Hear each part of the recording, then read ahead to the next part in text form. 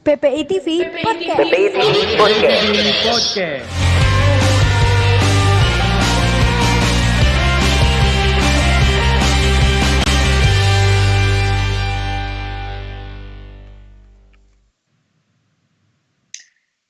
Oke, halo teman-teman PPI TV dimanapun kalian berada. Berjumpa lagi dengan saya Dea Juneta dalam program acara PPI TV Podcast. Ya, seperti yang teman-teman udah tahu, sekarang di seluruh dunia sedang diguncangkan sama yang namanya virus corona. Dan di beberapa podcast sebelumnya kita udah sering membahas tentang yang namanya virus corona ini. Nah, hari ini kita akan membahas fenomena virus corona lagi, tapi dari dua sudut pandang yang berbeda, yaitu dari sudut pandang bioteknologi dan dari sudut pandang health management atau manajemen kesehatan. Nah, makanya hari ini kita kedatangan langsung dua orang narasumber, yang satu dari Jerman, yaitu Kak Yitzhak Simatupang, dan satunya dari UK, yaitu Kak Rofida Latifah. Nah, nggak usah lama-lama lagi, nggak usah banyak ngomong, langsung aja kita kenalan yuk sama narasumber kita hari ini. Mungkin langsung dari Jerman dulu ya, Kak Yitzhak. Halo Kak Yitzhak, apa kabar? Halo Dea, baik-baik. Kita lagi di rumah. Lagi di rumah ya? Oke. Kak, kenalan dulu dong sama teman-teman yang ada di rumah.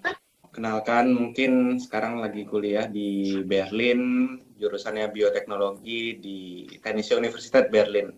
Kira-kira itu mungkin ya perkenalan singkat. Oke, singkat banget ya Kak. Kan kita udah dengar nih, katanya Kak Yitzhak sendiri gabung sebagai ketua umumnya PPI Jerman. Dan gabung juga di PPI Dunia sebagai komisi pangan. Iya nggak sih Kak? Iya, itu udah setahun dari tahun lalu bulan Mei jadi ketua PPI Jerman. Cuman kayaknya bakalan mundur nih karena corona kan, jadi nggak bisa kongres, nggak bisa turun, kita pusing. Pun juga dengan PPI Dunia. Kira-kira gitu sih. Jadi PPI itu asik juga buat kita anak-anak rantau ngumpul-ngumpul yang bisa positif. Salah satunya kayak podcast PPI TV ini kan programnya. Oke, mantap. Tadi operator udah nunjukin belum nih CV-nya Kak Yitzhak? Mungkin teman-teman di rumah bisa lihat. Nah, ini dia. Kak Yitzhak Simatupang, narasumber kita yang hari ini akan membahas dari sudut pandang bioteknologi. Oke, sekarang kita langsung lanjut aja. Oke, masih ditayangin. Nah, ini dia. Oke, sekarang langsung aja kita kenalan sama narasumber kita yang kedua, yaitu Kak Rofida Latifah. Halo Kak Rofida di UK, apa kabarnya nih? Halo Dea, alhamdulillah sehat nih. Sekarang lagi lockdown masuk minggu ketiga. Gimana Kak rasanya lockdown? Ngapain aja? Sibuk ngapain aja? Lockdown pagi bangun tidur, sarapan, terus ikut webinar, rapat, kuliah online, makan lagi. Wah, Kak, sekarang lagi sibuk apa sih Kak di UK? Katanya Kakak gabung di ketua unit kesehatan PPI UK dan gabung juga di KBRI London ya, jadi tim Satgas COVID. Benar nggak sih Kak?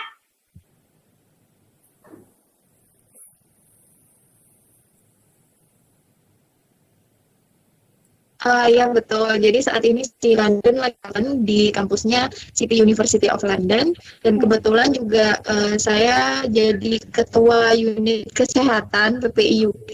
Jadi PPI UK ini punya unit kesehatan sendiri, dan dalam rangka penanggulangan COVID-19 di UK ini, KBRI untuk tim Satgas begitu, saya WNI UK ini merasa aman dan terlindungi. Oke, nah itu dia tadi Kak Vida dari UK. Nah sekarang kita langsung aja mulai ke pertanyaan yang pertama nih. Kita langsung mulai mungkin ke Kak Yitzhak dulu ya. Kak Yitzhak kan lagi kuliah tentang bioteknologi kan. Nah Kak bisa nggak sih jelasin yang gampang aja deh, yang mudah dimengerti sama teman-teman yang ada di rumah. Apa sih arti bioteknologi itu?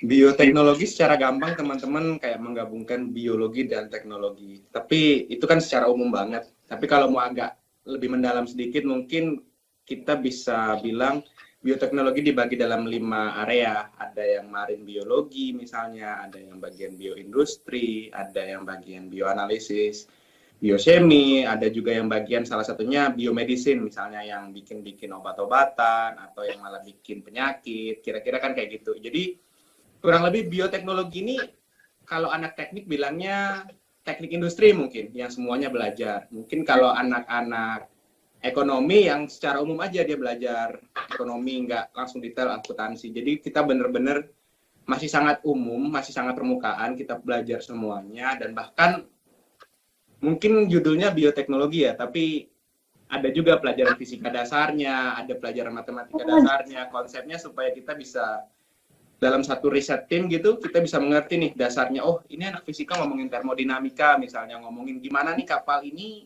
bisa efisien energinya. Kita dari biologi kita bilang, oh ini kita bisa gunakan bakar nih, misalnya ada satu barang material gitu. Jadi sesimpel itulah bioteknologi, kita masih bisa ke semua area, bisa juga ke area makanan misalnya, food teknologi itu mungkin salah satu anakannya bioteknologi, kira-kira gitu, menghasilkan apa ya, kayak teman-teman minum minuman gitu kan yang asam-asam, itu kan salah satu pelajaran dari kami juga sebenarnya yang diaplikasikan, kurang lebih gitu sih. Pengen sebut nama minumannya tapi takutnya nanti sensor lagi, kira-kira gitu. Berarti Kak, kalau yang menemukan formula untuk vaksin gitu-gitu, kalian juga nggak sih Kak yang jurusan bioteknologi? Sebenarnya ya kalau bicara bagaimana di dunia kesehatan ya, kalau anak bioteknologi mungkin dibilang agak punya pride-nya sendiri ketika kami bilang bioteknologi ini dalemannya, kita yang riset, kita yang jadi masalah datang, kita yang riset, kita yang temukan obatnya, di bagian distributornya, kita produsennya misalnya, di bagian distributornya nanti ada sih orang-orang yang kuliah farmasi misalnya kayak gitu. Dari farmasi ini masuk ke kedokteran, jadi kedokteran yang mengaplikasikan obat-obatan itu. Tapi tidak menutup kemungkinan teman-teman dokter, teman-teman farmasi yang ikut dalam riset tim. Jadi kira-kira gitu sih, kita yang nemuin vaksin, kita yang nemuin obat-obatan. Oke, nah tadi itu dia teman-teman, Kak Yitsa kan udah ngejelasin apa itu bioteknologi. Nah sekarang kita langsung lanjutin nanya ke Kak Fida. Kak Fida, teman-teman di rumah pasti juga penasaran. Kalau manajemen kesehatan ini kuliahnya apa aja sih yang dipelajari? Bisa jelasin nggak Kak di rumah? Iya, jadi kuliah manajemen kesehatan ini kan karena di sini S2 ya. Jadi kita lebih ke bagaimana menjadi manajer, bagaimana mengelola sebuah institusi kesehatan, baik itu rumah sakit, klinik, bisa juga di startup kesehatan yang sekarang lagi happening banget gitu kan. Bisa juga di perusahaan obat farmasi seperti tadi yang Yizak bilang, ketika peneliti itu sudah menemukan vaksin nih, jadi kita mikir ini misalnya harga jualnya berapa, dijualnya kemana, kemudian siapa kira-kira yang akan membeli ini. Jadi kita memikirkan seperti itu, gimana caranya distribusinya ini biar menekan cost atau biaya seminimal mungkin, gitu-gitu sih. Terus bisa juga itu nanti kita bisa berperan juga di pemerintahan ya, seperti di Kementerian Kesehatan atau di Dinas Kesehatan kalau di Indonesia gitu ya. Jadi kita membantu pemerintah atau bahkan kita sendiri menjadi pengambil kebijakan ketika ada permasalahan tertentu yang membutuhkan keputusan ya, membutuhkan keputusan yang sebelumnya belum ada aturannya begitu.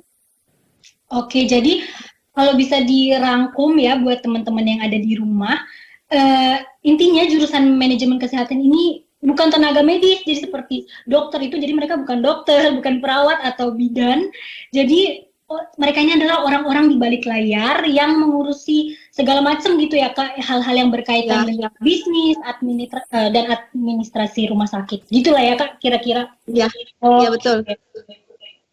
So, sekarang lanjut lagi. Nah, aku punya pertanyaan buat Kak Yitsa. Kak, bagaimana sih contoh aplikasi bioteknologi ini di bidang medis secara umum? Ini yang paling fresh ya, kemarin aku gara-gara COVID-19 ini jadi ujian harus di rumah. Kebetulan mata kuliahnya application mikrobiologi, dan gimana ujiannya, kita harus nulis esai dalam 1 jam. Okay. Itu salah satu, aku dapat tema tentang penisilin, kalau teman-teman pernah dengar, itu salah satu jenis antibiotik. Jadi antibiotik ini kan yang lagi hits nih di Indonesia, kayak bilang, oh gara-gara COVID-19 salah satu hoax-nya kita harus minum antibiotik nih. Jadi itu menekan si corona supaya nggak berkembang. Padahal itu kan salah satu hoax kan. Ini virus dan antibiotik ini beda jauh. Jadi kita bicara antibiotik ini membunuh kuman-kuman gitu loh, bakteri-bakteri yang jahat masuk ke tubuh kita. Dan ini beda banget gitu loh. Jadi kayak dua hal yang sama menyebabkan penyakit, tapi jatuhnya kayak nggak masuk akal bicara satu makhluk hidup, satu yang hidup enggak mati enggak si virus itu kan. Itu salah satu misalnya bicara di dunia medisnya ya, pengobatan yang coba dihubungkan mungkin sama COVID. Tapi kalau dari sisi lain mungkin juga kita bisa bicara bagaimana contohnya bicara kanker, gimana menanganinya dengan menekan perkembangan sel-sel kankernya. Itu salah satu penerapan di bagian medis. Jadi yang banyak hal sih sebenarnya yang kita pelajari tergantung selera, dan ada juga bicara imunitas dan hormon. Misalnya kita bicara hormon misalnya. Kenapa sih orang itu bisa kalau dikagetin tiba-tiba asma dia? Kan nggak masuk akal ya, kira-kira orang masuk langsung asma itu kayak ini kenapa? Kadang-kadang kalaupun itu pertanyaanku waktu masih kelas SMA, pertama kali nanya ke Bu Guru kan, Bu, kenapa sih Bu ada temen dikagetin bisa asma? Dia nggak bisa jelasin. Pada akhirnya aku tanyakan di sini, mungkin itu bicara tentang hormon dan segala macamnya, mungkin nggak usah dijelaskan di sini lah ya. Aku juga nanti pusing sendiri takutnya. Itu salah satu penerapannya juga biotek. Dan bicara kesehatan lagi banyak lah, misalnya yang bicara kecantikan juga ada, bagaimana menumbuhkan sel-sel rambut, itu juga kayak gitu ya. Bisa buat mbak-mbak, mas-mas yang kepalanya mulai botak. Di Jerman banyak banget yang botak di depan itu. Itu salah satu riset di bagian bidang kesehatan ya. Bukan melulu kita cerita kesehatan, bukan melulu kita ada masalah kesehatan, misalnya penyakit, kita carikan obatnya, tetapi kita juga bisa membicarakan kesehatan, gimana caranya preventif, bagaimana caranya kita bisa juga ke arah kecantikan kayak gitu loh. Kurang lebih sih kayak gitu sih bioteknologi, dan pelajaran yang asik banget, kuliah yang asik banget, yang di masa depan aplikatif banget. Kita udah mulai, pokoknya intinya anak-anak biotek tuh bilang, masa lalu itu kimia dan fisika, masa depan tuh semua yang terbarukan. Itulah biologi. Kira-kira gitu. Keren. Makasih ya Itzak buat penjelasannya. Terus sekarang aku mau lanjut lagi nih. Sekarang sebelum kita bertanya lebih lanjut seputar bioteknologi, kita tanya lagi nih buat Kak Vida yang dari manajemen kesehatan. Nah, saat wabah virus COVID-19 ini kan ya Kak, pasti manajemen rumah sakit itu adalah orang yang paling sibuk selain dokter dan tenaga kesehatan. Pihak manajemen kesehatan ini juga ikut andil dalam memutuskan rumah sakit mana yang pantas jadi rujukan untuk penanganan COVID-19. Kalau iya, aspek yang perlu diperhatikan apa aja ya Kak untuk memilih rumah sakit yang akan dijadikan tempat rujukan pasien COVID-19 ini? Kalau untuk memutuskan rumah sakit rujukan, memang itu adalah kewenangannya pemerintah ya. Dalam hal ini Kementerian Kesehatan dan juga Gubernur bekerjasama dengan Dinas Kesehatan Provinsi. Nah, untuk memilih mana rumah sakit yang bisa, memang ada ketentuan khusus. Rumah sakit itu harus punya ruang isolasi khusus, karena kita tahu kan COVID ini kan penularannya sangat cepat sekali. Jadi ketika pasien itu sudah terdiagnosis positif COVID, nih sudah terdiagnosis positif corona, dia ditempatkan dalam ruangan khusus sehingga virusnya itu tidak menular ke pasien yang lain di rumah sakit itu. Jadi bagaimana biar pasiennya itu tidak menular, tapi juga mendapatkan penanganan yang semestinya didapatkan, tapi pasien lain itu juga aman dan staf di rumah sakitnya juga aman. Gitu. Wah, keren. Mungkin operator mungkin ada foto-foto gitu yang bisa ditunjukin buat teman-teman yang ada di rumah yang lagi nyaksikan podcast kita hari ini. Bioteknologi keren. Nah, sekarang kita akan kembali bertanya kepada Kak Itzak sendiri.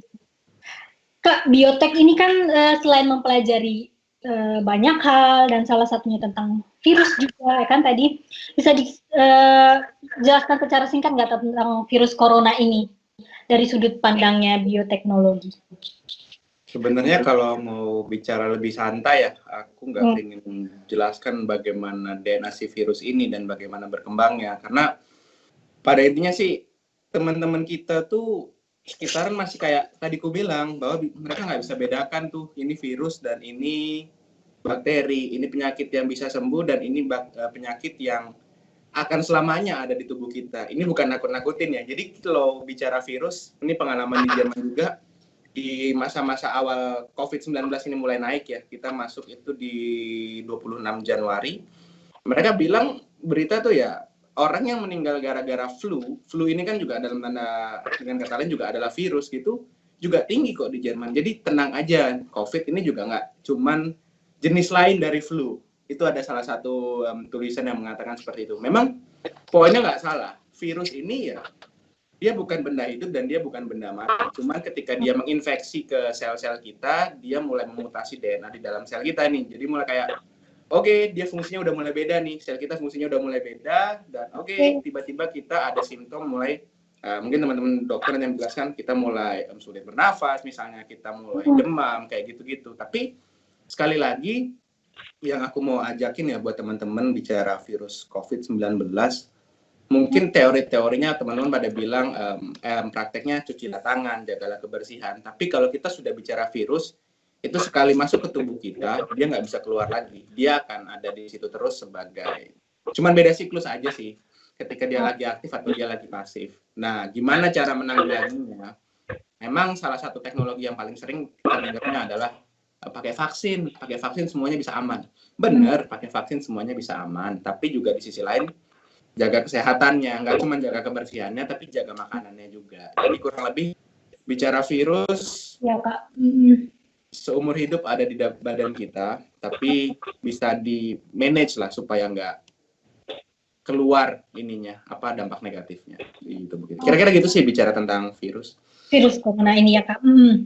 Nah, kalau sekarang aku punya pertanyaan lagi nih buat Kak Vida. Kak, untuk dokter sendiri kan banyak nih, ada dokter umum, ada dokter spesialis anak. Apakah semua dokter bisa turun tangan dan ikut membantu tanpa tanpa pandang bulu gitu? Ini untuk membantu pasien-pasien yang terkena COVID-19 ini, gimana Kak?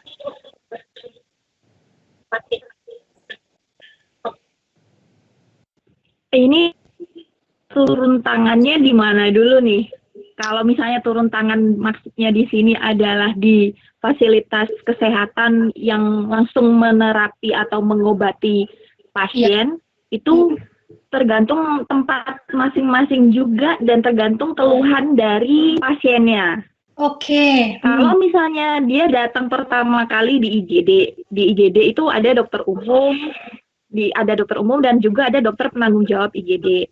Nah, kalau misalnya dia masuk ke ruangan rawat inap, itu dia keluhannya apa? Kalau misalnya keluhannya itu mayoritas saluran nafas nih, ya otomatis dokter paru-paru yang akan menjadi dokter penanggung jawab.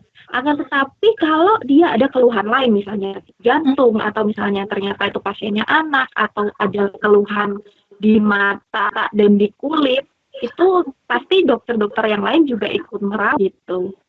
Kalau misalnya, dan juga untuk pemeriksaan yang lain nih, pemeriksaan yang lain kan untuk COVID ini juga kemudian dicek laborat. Itu juga butuh ada dokter radiologi, butuh dokter patologi klinis atau penanggung jawab laboratnya itu. Jadi sebetulnya semua dokter di sini bisa berperan, dan IDI sendiri, Ikatan Dokter Indonesia, saat ini sudah memberikan kompetensi biar semua dokter itu bisa merawat pasien COVID ini. Oke, gitu ternyata ya.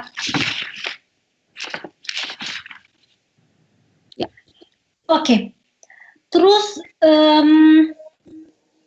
aku mau ada pertanyaan lagi nih. Biasanya gimana sih sifat virus sendiri pada umumnya? Sebelumnya kan kita udah heboh nih sama ada virus Ebola, HIV, sama ada demam berdarah, terus ada pernah flu burung juga, dan ada flu babi, ada SARS, MERS, dan lain-lain. Pada umumnya virus ini tuh bisa disembuhkan nggak sih Kak? Mungkin aku nggak tahu nih, mau Kak Vida atau Kak Jitsak yang jawab. Bisa nggak sih Kak disembuhin pakai vaksin atau gimana caranya? Kalau yang suka menyembuhkan kan biasanya Bu Dokter nih. Udah. Dokter. Gimana? Kayaknya nih gini deh, perlu di apa namanya bukan diluruskan ya. Jadi pemahaman kita vaksin itu sekali lagi bukan menyembuhkan ya. Oh, Vaksin bukan. itu bukan penyembuhan. Vaksin itu bukan menyembuhkan. Vaksin itu dipakai ke orang yang sehat.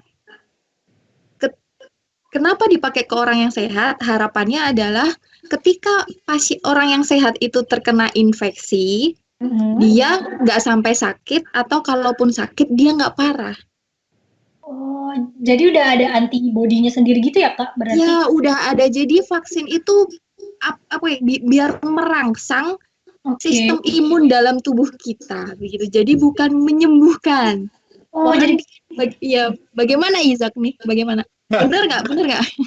Ya benar, kayak aku bilang tadi bahwa virus ini dia akan tetap ada dalam tubuh kita. Cuman dia punya 2 siklus. Siklusnya aktif atau siklusnya lagi pasif. Kira-kira gitulah kalau kita bicara secara bahasa sehari-hari. Nah, kalau bicara vaksin ini supaya dia aktifnya nggak berlebihan lah. Biar dia nggak loncat-loncat terus kegirangan gitu di tubuh kita. Kira-kira kayak gitu. Jadi intinya adalah supaya kita nggak, kayak kita sesimpel kayak, nih suntik vaksin ke orang sehat, datang nih virus si COVID-19. Oke, dia punya dampak di tubuh kita, tapi nggak sampai membawa bisa meninggal misalnya, atau masuk ICU, nggak sampai seperti itu. Tapi orang ini tetap terinfeksi corona, kurang lebih sih kayak gitu sih. Jadi ya sekali lagi vaksin itu cuman menghambat aja supaya dia tidak aktif. Oke, itu benar. Oke, kita ini sekali lagi bahwa vaksin itu nggak bisa menyembuhkan, cuma untuk menghambat gitu ya, Kak ya, bener kan? Iya. Nah, oke. Sekarang kita bakal lanjut ke pertanyaan berikutnya nih. Kan untuk APD, buat teman-teman yang nggak tahu apa itu APD artinya alat pelindung diri. Nah, siapa aja sih, Kak, yang wajib pakai APD ini? Apa cuma dokter sama perawat aja? Atau kita juga boleh pakai APD kalau kita punya? Gimana sih, Kak, tanggapan kalian nih?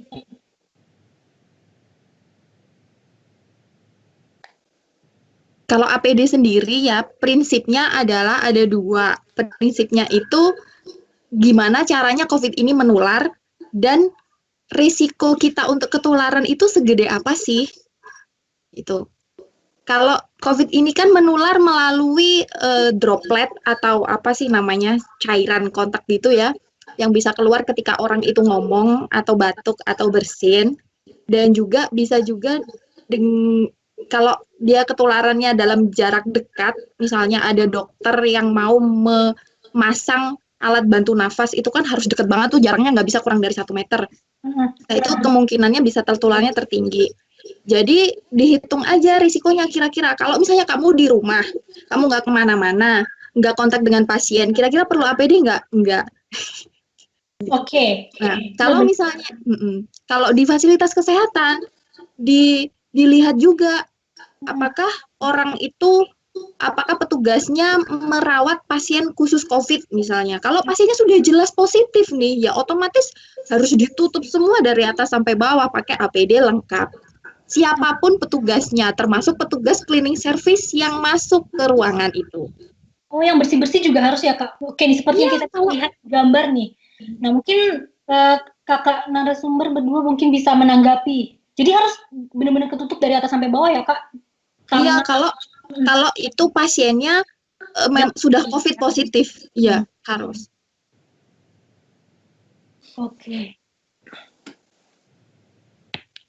Nah, mungkin sekarang kita bisa nonton video deh. Kayaknya operator tadi udah menyiapkan video yang sempat viral gitu kan. Mungkin operator bisa play. Nah, ini dia videonya. Kita tonton sama.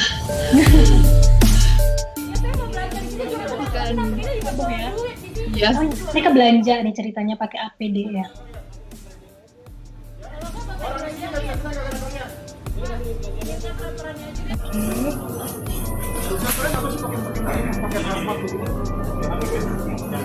Bukan, justru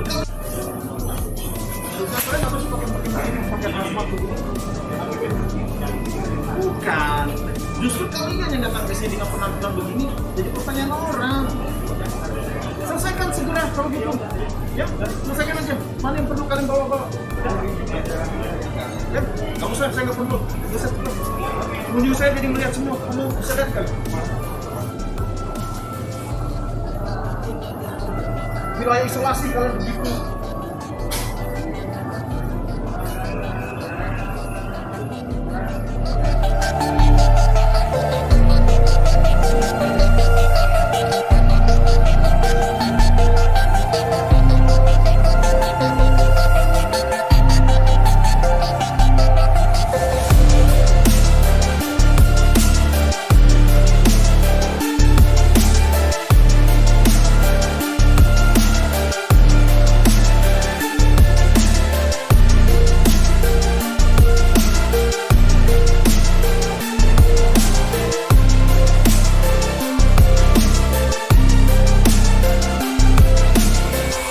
Oke, itu tadi dia videonya teman-teman. Jadi sampai dikecam ya sama Menteri BUMN kita. Kak, gimana sih baju APD sendiri itu kan katanya udah mulai langka ya? Seperti tadi yang ada di, kok bisa gitu? Kok bisa sih langka? Apa susah Sebenarnya- memproduksinya, Kak? Gimana sih? Coba aku masuk nambahin Pak Vida tadi bilang bahwa APD itu kalau misalnya yang sudah positif, tapi juga kalau di bagian masyarakat ya kayak tadi itu kan agak lebay kan, agak berlebihan ke swalayan gitu kan, dia pakai baju lengkap untuk melindungi diri. Sebenarnya dengan penyebaran virus yang begitu tinggi ya, eksponensial banget angkanya kan sudah jelas kayak tadi Dea bilang bahwa barang-barangnya jadi langka. Ya wajar karena produksinya segitu-segitu aja seperti biasa, tapi tiba-tiba ini ada angka yang kebutuhannya melonjak. Jadi jadi langka dan mungkin buat kita ya jadi harus lebih bijak sebenarnya prioritas mana, siapa yang butuh APD, siapa yang harus menggunakan gitu kan. Sadar diri, jangan cuma karena di rumah kayak tadi Mbak Vida bilang pakai sarung tangan berlebihan karena kita kesualayan terus kita pakai baju kayak kita dokter ngomong operasi orang kayak gitu kan, kurang lebih kan kayak gitu-gitu. Ini yang kasihan buat mereka-mereka yang kira-kira udah punya simptom ciri-ciri kayak kira-kira sakit, harusnya yang kayak gitu-gitu misalnya. Yang udah batuk barulah kamu pakai masker. Tapi kalau kayak tadi tuh kupikir jatuhnya semua orang jadi panik, bener. Jatuhnya semua orang jadi kayak aduh, apakah aku kurang melindungi diriku? Kan kira-kira gitu. Itu sih mungkin kurang lebih. Dan harus bijak lah supaya tidak terjadi kelangkaan lagi di seluruh dunia, khususnya sih Indonesia juga gitu. Soalnya kan sekarang tuh ada juga di berita katanya tim medis aja saking nggak punya APD mereka jadi pakai jas hujan yang harganya 10 ribuan. Mungkin operator bisa nih kasih unjuk fotonya. Tuh, kasian banget nggak sih Kak? Jadinya saking karena langkahnya itu loh. Tapi mereka harus tetap ngeprotek diri mereka supaya nggak terjangkit gitu. Gimana sih kalau komentar kalian berdua Kak tentang ini? Saya jujur sedih ya waktu lihat video itu. Sedih banget. Bisa nggak sih ditukar mereka aja yang jaga di rumah sakit? Kan punya tuh alat lengkap. Iya, sedih banget ya Kak ya. Benar-benar kadang-kadang malah kehilangan ini loh, rasa kemanusiaan gitu ya. Yang butuh malah jadi nggak dapet gitu. Iya, jadi kalau misalnya kita mau keluar belanja nih, sebisa mungkin emang kita pas butuh banget belanja, udah nggak ada lagi makanan di rumah, ya udah kita keluar. Nah, apa sih yang perlu dipersiapkan kalau kita keluar? Itu kan risikonya rendah ya terpapar orang. Kita cukup pakai masker kain, kemudian kita bawa hand sanitizer, kemudian kita ketika pulang dari kita harus jaga jarak juga 2 meter dari orang-orang gitu. Dan kemudian ketika kita pulang langsung mandi, terus bajunya semuanya dicuci, itu sebenarnya sudah cukup karena di luar itu meskipun berisiko tapi risikonya rendah. Oke, benar banget, setuju. Oke, nah ini ada pertanyaan tambahan nih Kak dari teman-teman yang lagi nonton di rumah. Jadi kata gini, apa sih tanggapan narasumber hari ini tentang artis-artis nih atau orang kaya yang menjadikan hotel sebagai rumah sakit. Apa itu benar Kak sesuai dengan standarnya kesehatan kita? Gimana sih pendapat Kak Fida atau Kak Yitzhak? Mau bicara kalau itu benar ya dia merubah hotel menjadi rumah sakit. Niatnya baik, tapi sekali lagi kayak kita bicara ICU itu ada standar isolasinya sendiri. Kalau dia bisa penuhi secara simpel ya kenapa tidak? Kan kira-kira kan gitu. Jadi jangan hanya ide yang dilontarkan. Nanti kalau udah bicara standar rumah sakit ini udah bicara health management. Tapi kalau kita misalnya orang lab nih, anak biotek, kita punya lab-lab yang beda-beda level, S1, S2, S3, S4, tergantung apa yang kita hadapin gitu loh. Kita menghadapin bakteri saja kah? Berarti dia mungkin standar keamanan 2 aja misalnya gitu. Tapi kalau kita sudah menghadapin virus, kita butuh standar keamanan 1. Ini yang harus diperhatikan. Kira-kira sih kurang lebih seperti itu. Jadi memang niatnya cuma untuk menyediakan tempat lebih banyak ya. Tetapi pada akhirnya kalau standarnya tidak diperhatikan jadi agak lucu, jadi agak Kan jadi masalah juga ya.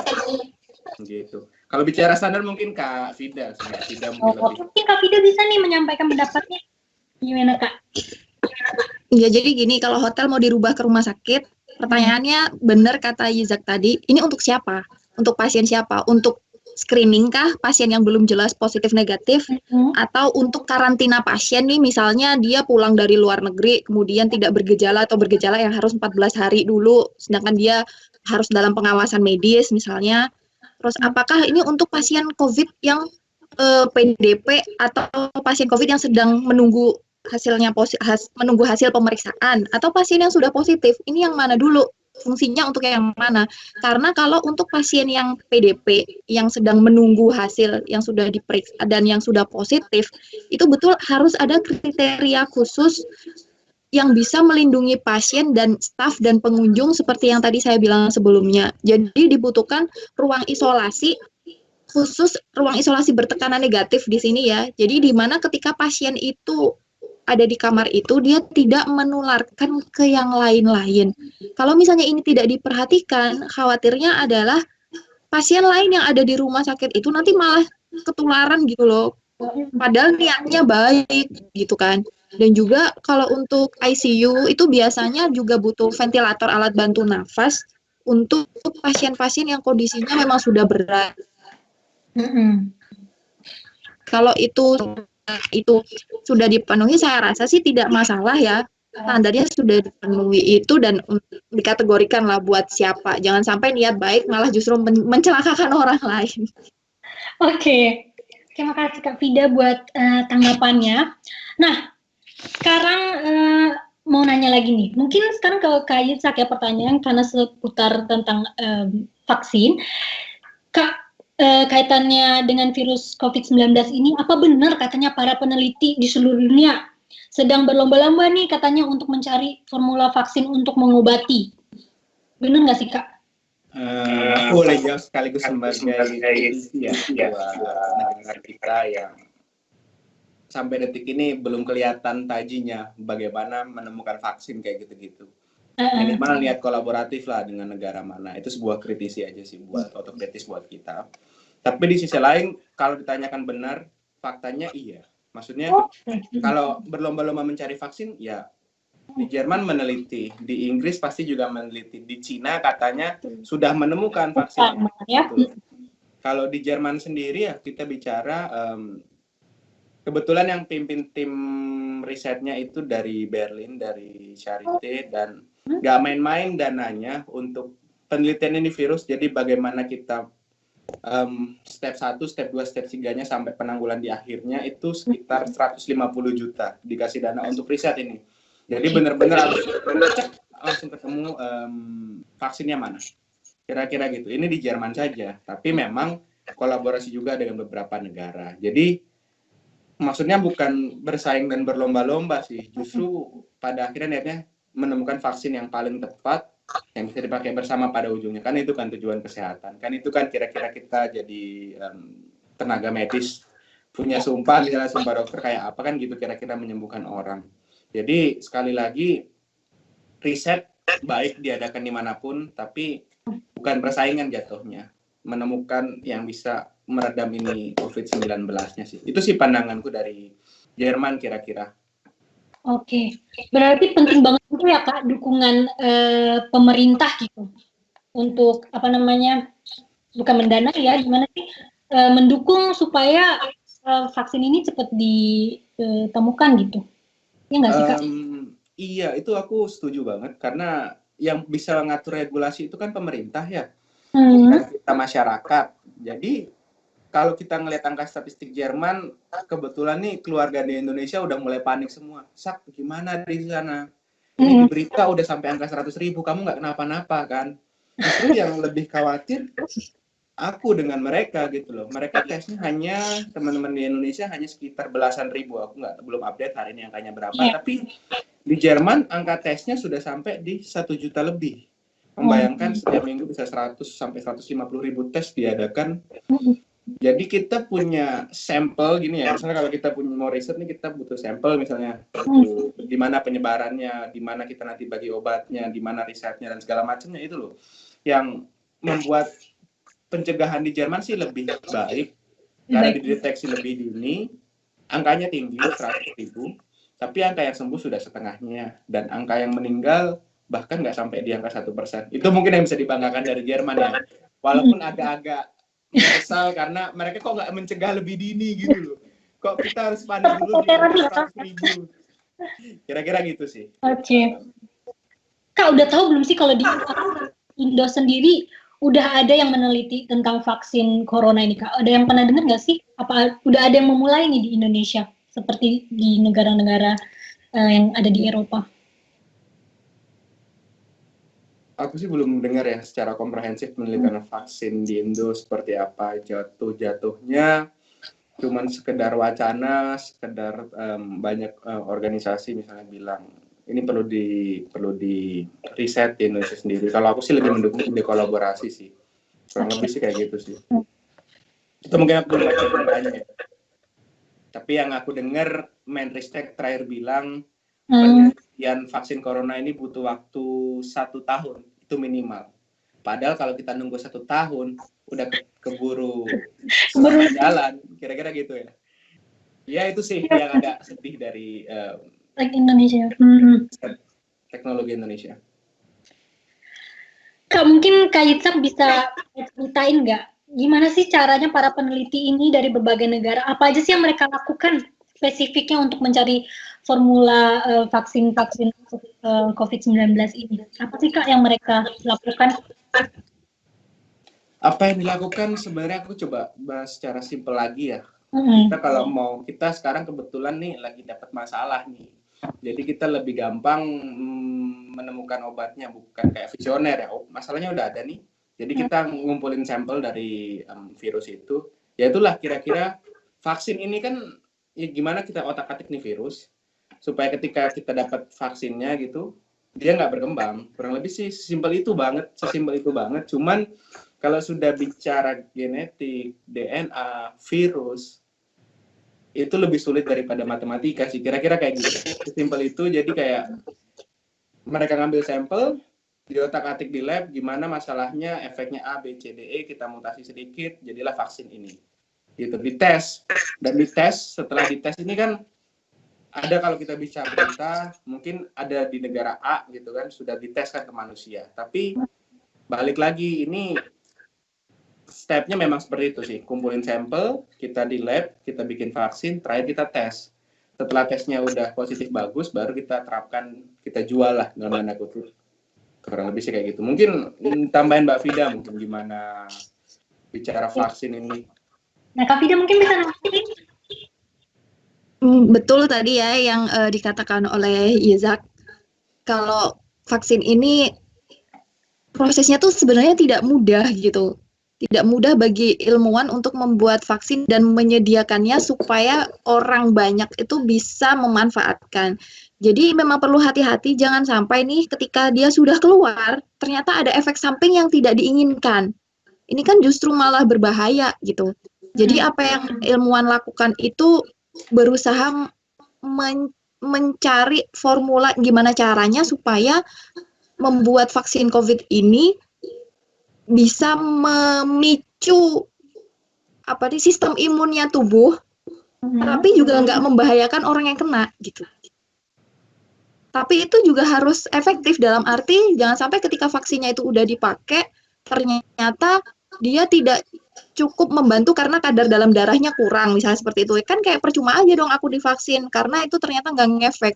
Jadi memang banyak banget hal-hal di balik vaksin ini yang akhirnya 1 tahun itu tuh udah cepet banget sebenarnya, karena untuk penelitian ke manusia itu banyak banget faktor yang perlu dipertimbangkan supaya aman dan supaya efektif. Nah, katanya nih ya, jadi ada pertanyaan titipan. Apa benar nih Kak, di balik fenomena corona ini, ada banyak rumah sakit yang melakukan bisnis untuk meraup keuntungan? Gimana sih pendapat kalian Kak hal ini? Meraup keuntungan gimana ya maksudnya? Apakah mencari pasien COVID sebanyak-banyaknya? Atau bukan ya mungkin dari segi keuangan mungkin gimana? Jadi kalau nggak salah ini kan waktu itu yang jubirnya dari Kemenkes itu ya, maksudnya bisnis rumah sakit gimana? Jadi waktu itu kan di awal-awal COVID masuk Indonesia ya. Dulu waktu COVID udah mulai masuk ke negara-negara lain di luar Cina, Indonesia nih kan masih denial nih, nggak akan masuk ke sini, nggak akan masuk ke Indonesia gitu kan. Jadi akhirnya kita kayak nggak prepare dengan baik gitu. Jadi ketika sudah ada masuk yang bener kasus nih, masuk jeret gitu, anjir ini kita kudu ngapain nih gitu, kayak clueless gitu loh, clueless yang akhirnya karena lebih ke rumah sakit belum siap. Jadi akhirnya mereka nggak tahu kalau ada pasien nih, gue harus ngapain gitu. Karena dari pemerintahnya sendiri juga belum ada panduan khusus apa-apa yang harus dipersiapkan rumah sakit. Bahkan waktu itu rumah sakit rujukannya aja masih belum ada keputusan dari Kementerian Kesehatan tuh rumah sakit rujukan mana yang bisa dipakai ini itu belum ada. Masih merujuk ke yang flu burung yang dulu tahun 2007 kalau nggak salah. Sampai akhirnya baru diperbarui itu kayak iya udah telat gitu kan. Tapi bisa kita lihat nih sekarang kan sudah ada sekitar 359 rumah sakit rujukan COVID, termasuk diantaranya rumah sakit swasta juga banyak sekali yang berperan untuk menjadi rumah sakit rujukan. Bahkan ada rumah sakit swasta itu, jadi ada jaringan rumah sakit nih, rumah sakit swasta itu mendedikasikan satu rumah sakit khusus untuk menangani pasien COVID. Oke. Harapannya apa sih? Supaya pasien COVID-nya bisa ditangani dengan baik, tapi kita juga tidak menyingkirkan atau tidak menyepelekan pasien-pasien yang masih membutuhkan penanganan yang di luar COVID. Seperti kita tahu sendiri kan, pasien stroke, pasien jantung, pasien kecelakaan, dan pasien-pasien lainnya di luar COVID yang juga sangat-sangat membutuhkan bantuan. Jangan sampai rumah sakit jadi tutup juga gitu loh. Karena rumah sakit nggak bisa tutup. Jadi memang harus dipikirkan strateginya dengan baik supaya semua bisa tertangani dengan optimal. Oke. Nah, ini ada pertanyaan titipan lagi nih, Kak. Makasih banyak Kak Fida tadi buat jawabannya. Gimana nih Kak katanya? Apakah suatu saat corona akan berakhir di muka bumi ini? Ada yang bertanya seperti ini nih, teman-teman dari rumah. Karena katanya ada yang pengen pulang kampung, kan katanya sebentar lagi mau Ramadan. Jadi gimana nih kalau menurut Kakak sendiri? Ada nggak sih harapan gitu bahwa ini semua akan segera berakhir gitu? Dan tingkat akan menurun gitu. Aku coba bahas ya, pasti kan bicara penyebaran virus itu ada selalu siklusnya gitu loh, ada diagram dia naik set, ada nanti dia mulai konstan dan dia mulai oke, udah teratasi turun. Tapi ya balik lagi yang mau pulang kampung bentar lagi mungkin ini ya lebaran ya, puasa lebaran. Kan gitu tuh Kak. Mudik. Agak bijak sedikit lah, maksudnya kayak misalnya yang kemarin justru bagus nih yang momentum paling tepat waktu COVID ini kayak kita di rumah aja, mungkin kayak gitu-gitulah yang nyepi ya mungkin ya kemarin yang itu bisa diterapkan misalnya secara dasarnya prinsipialnya. Kayak misalnya sekarang lagi minggu-minggu Paskah di rumah aja gitu loh. Jangan pergi ke gereja kayak gitu. Jadi kayak sekali lagi rindu rumah boleh. Tapi jangan kerinduan itu malah membawa penyakit ya. Kayak gitu sih. Gitu sih. Jadi ya sekali lagi stay lah di tempat kamu berada. Mungkin juga ada tuntutan dari orang tua ya, beberapa kawan-kawan juga mengatakan bahwa gimana nih enaknya pulang ke Indonesia atau stay di Jerman aja. Kalau aku selalu memberi nasihat, lebih baik kamu stay di Jerman aja. Karena sekali lagi di sini penanganannya cukup baik. Di Indonesia masih mengarah ke baik gitu. Kurang lebih kayak gitu. Jadi ya nggak tahu ya di Inggris bagaimana dengan pembatasan orang keluar kota, cuman di Jerman sudah cukup masif sih membatasi mereka tidak bergerak gitu sih. Kalau di UK sendiri gimana? Tidak? Kalau di UK sendiri pembatasan untuk bepergian sudah ya, jadi memang kita nggak boleh keluar rumah kecuali memang benar-benar urgent, tapi kita masih belum pakai yang surat-surat gitu kan, ada kan yang di Italia atau di mana itu kan keluar harus pakai surat, kita nggak perlu surat, tapi kita diharapkan membatasi frekuensi kita keluar rumah kalau misalnya nggak benar-benar urgent, tapi polisi juga dia ada yang patroli kalau misalnya ada kerumunan gitu, itu dibubarkan, bisa juga didenda juga. Terus kalau misalnya tadi kan tanya ya, kapan ini akan berakhir? Kapan ini akan berakhir? Jadi sebenarnya ya, ini akan berakhir iya, kapan nggak tahu. Masih open end ya? Iya, jadi gini, kalau merujuk pandemi yang sebelum-sebelumnya nih, kayak misalnya apa, virus cacar, polio, Spanish flu, apa dan lain-lain itu mereka bisa berakhir itu sangat-sangat tergantung pada vaksin, memang sangat vaksin. Jadi memang semakin vaksin itu cepat ditemukan ya, mudah-mudahan itu akan bisa mereda. Mereda ini dalam arti yang kena itu nggak banyak kayak sekarang, yang meninggal nggak banyak kayak sekarang, dan kalau apa namanya nggak banyak kayak sekarang, atau hanya di satu tempat aja, dan itu jadi penyakit seasonal kayak misalnya flu itu kan banyak ketika winter, jadi ya udah ketika nggak winter dia nggak sakit gitu ya, tapi itu memang sangat tergantung pada penemuan vaksin. Kalau dulu nih kayak polio atau cacar itu kan dulu juga sempat mewabah tuh, wabah cacar, wabah polio, ternyata perlu ratusan tahun untuk itu bisa akhirnya hilang atau sangat-sangat berkurang kasusnya di dunia ini.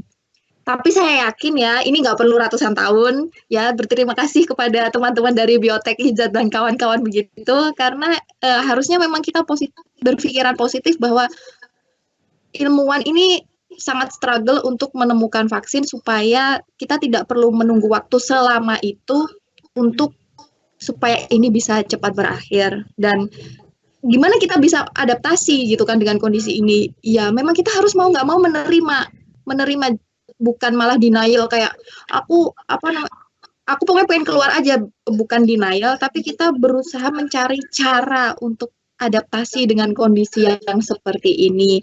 Jadi misalnya kita apa aja sih yang bisa aku lakuin di rumah? Oh ternyata aku di rumah masih bisa A, B, C, D dan lain-lain. Jadi menemukan aktivitas baru gitu supaya bisa beradaptasi dengan kondisi yang sekarang. Terus Kak, gimana nih? Aku mau nanya lagi buat Kak Vida dan Kak Yitza. Gimana nih kalau penerbangan sendiri gitu yang keluar masuk Jerman dan UK sendiri ada lebih diperketat nggak sih sama pemerintahnya? Masuk ke Jerman dulu mungkin ya. Kalau bicara Berlin sendiri nggak ada arah banget ya untuk menutup penerbangannya. Dia selalu terbuka, hingga detik ini kita terbuka walaupun memang yang terbang sudah sedikit gitu kan. Mau gimana lagi, ini kayak kendala yang sama dihadapin Jakarta dan sama yang dihadapin dengan ibu kota di Berlin gitu loh. Ya. Tapi kalau bicara Jerman secara umum, pembatasan ini setiap negara bagian beda-beda kebijakannya.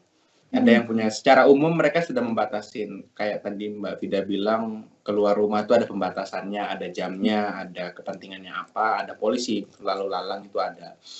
Cuman kalau bicara penerbangan itu kan kebijakan masing-masing negara bagian. Belum ada statement dari kanselir dari Frau Merkel bilang bahwa Jerman tutup, tidak ada penerbangan ke luar negeri, tidak ada penerbangan antara domestik gitu. Itu belum ada statement dari dia. Tetapi benar-benar tiap negara bagian juga punya kebebasan untuk menentukan bahwa kalau di Indonesia mungkin bahasanya apa sih, karantina wilayah yang lagi di naik banget ya.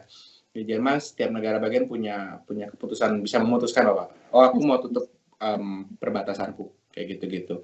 Tapi ya itu ada step-stepnya juga untuk sampai bisa benar-benar menutup. Gitu sih kira-kira masalah penerbangan. Dari Inggris kalau tadi dengar gimana nih? Tadi baru ada antaran-antaran yang boleh terbang ke Inggris.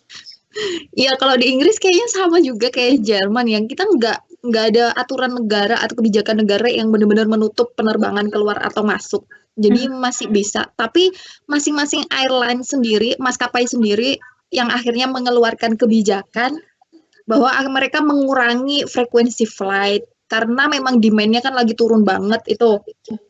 Mereka mengurangi frekuensi flight, hanya rute tertentu yang kemudian misalnya terbang, tapi ada juga maskapai yang akhirnya memutuskan untuk tidak beroperasi sama sekali. Ya, nah sekarang nih Kak, ternyata nggak kerasa ya, kita udah banyak bercerita-cerita, berbagi informasi yang menarik. Nah sekarang kita udah nggak kerasa hampir di penghujung acara. Nah Kak Yitzhak dan Kak Vida sendiri ada nggak pesan nih untuk masyarakat Indonesia terkait fenomena virus corona ini? Apakah kalian punya pesan-pesan gitu yang ingin disampaikan buat teman-teman PPI TV yang lagi nonton kita hari ini? Bicara pesan simple, tetap tenang, tetap positif. Ini tenaga riset mereka kerja semua kok. Percayalah, kita mati-matian di sini bahwa cari vaksinnya itu secepat mungkin, kayak Mbak Vida tadi bilang, nggak akan lah ini sampai 100 tahun macam si cacar.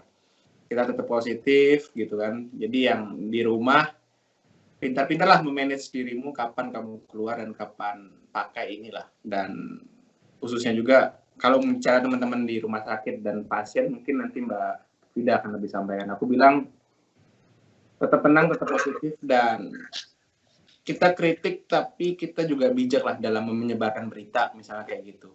Teman-teman yang di rumah, misalnya lagi, aku lebih concern kayak, karena vaksinnya belum ketemu, ini kan kita panik nih, kita stres di rumah, tetap saling sharing, tapi walaupun dalam dunia online. Kira-kira gitu aja sih dari aku, buat sahabat PPI-TV. Oke, makasih Kak. Terus gimana Kak Vida sendiri?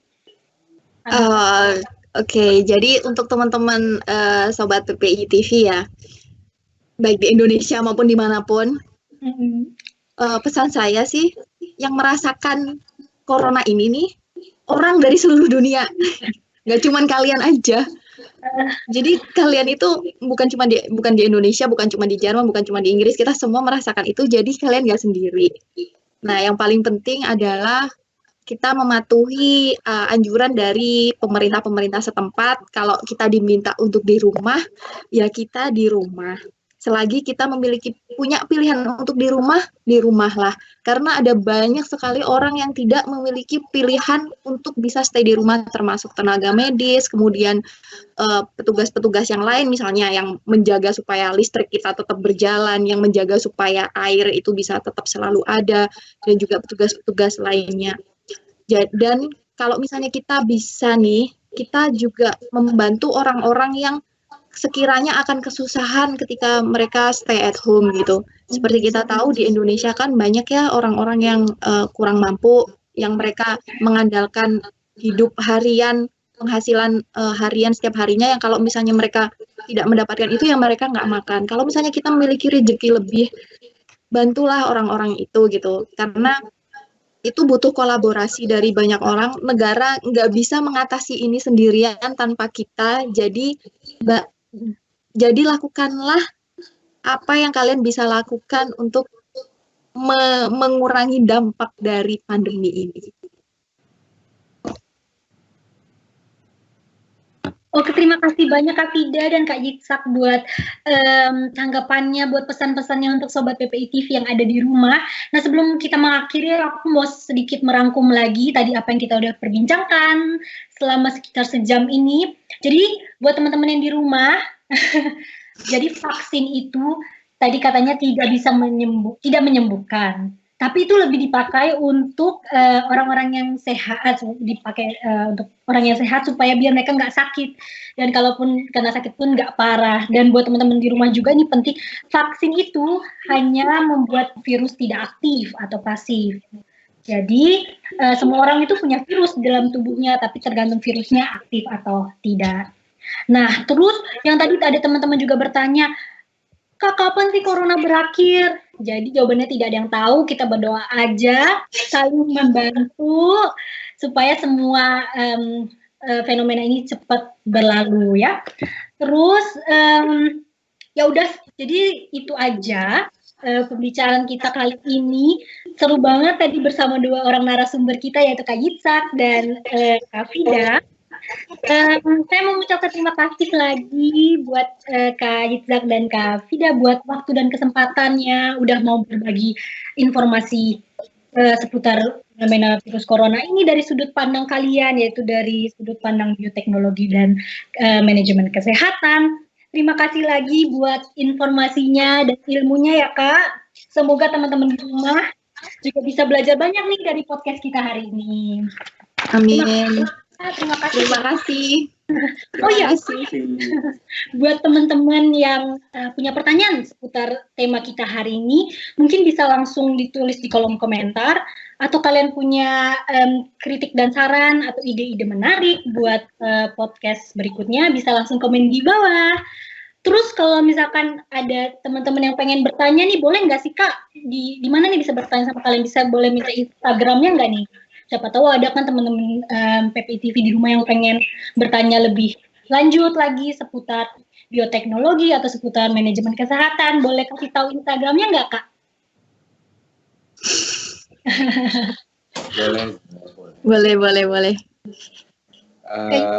Boleh. Yitzhak Simatupang.